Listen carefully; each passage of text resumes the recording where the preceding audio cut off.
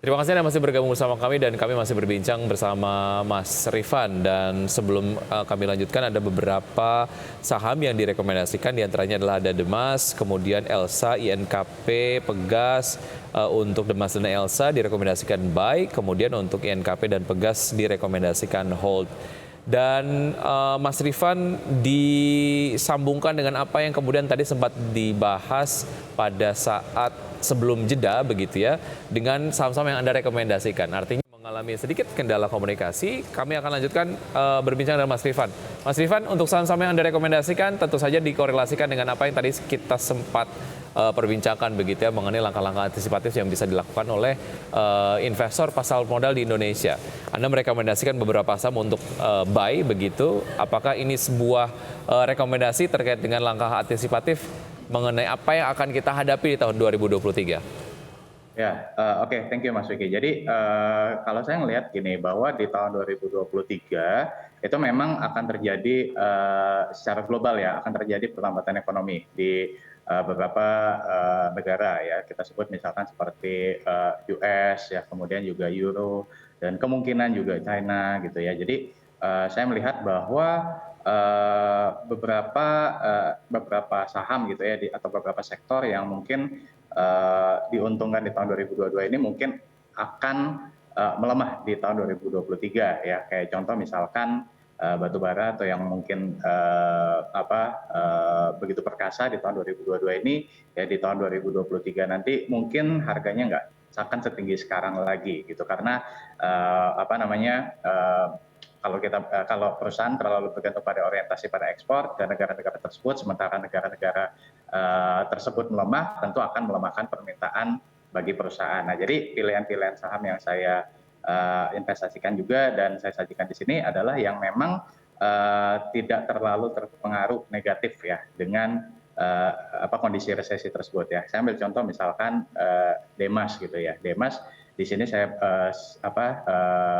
buy ya. Nah, kenapa? Karena memang secara fundamental Demas ini cukup bagus ya, dan marketing sales di tahun 2022 ini full year diproyeksikan akan tembus di sekitar 1,8 triliun rupiah, dan sampai dengan semester 1 sudah tembus sekitar hampir 1 triliun rupiah. Dan kalau kita bicara soal Demas juga, ini menarik karena ada permintaan di sektor data center ya, di mana Demas juga membangun zona khusus di kawasan industri GIIC di kota Delta Mas. Dan juga menariknya adalah Demas ini termasuk emiten yang juga royal untuk membagikan dividen, Mas Wiki. Misalkan di bulan Desember ya, nanti akan bagikan dividen lagi, dividen yieldnya cukup tinggi ya.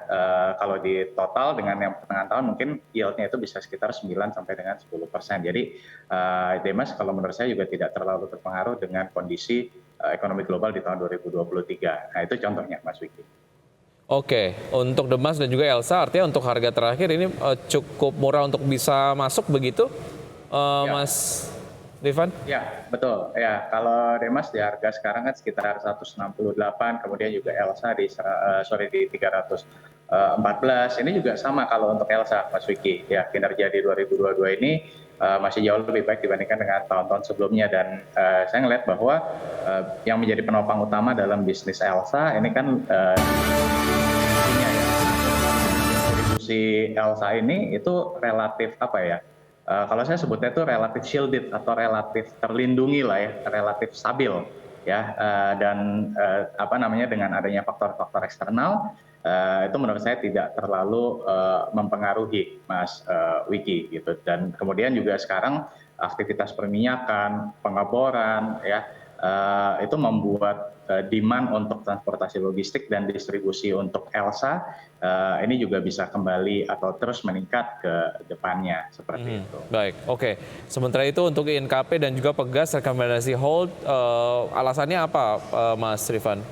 Ya, alasannya lebih ke arah harganya. Kalau untuk INKP dan Pegas ini hold lebih karena di bulan lalu kita juga sempat diskusi ya, INKP itu best buy-nya sebenarnya di bawah 8.500 ya, tapi harga per hari ini di sekitar 8.925, ini memang udah di atas best buy-nya gitu. Jadi kalau misalkan ya teman-teman investor yang ingin berinvestasi baru mau masuk gitu ya, mungkin perlu lebih hati-hati ya dibandingkan dengan investor yang mungkin udah masuk di harga 7.500-an atau lebih rendah seperti itu, Mas Vicky. Demikian pula dengan Pegas ya, kinerjanya juga jauh membaik di tahun 2022 ini. Kemudian juga potensi harga gas yang naik ke $7 per MMBTU ini juga menjadi menjadi katalis positif lah, beberapa katalis positif untuk INKP dan juga Pegas ke depannya. Nah, cuman balik lagi karena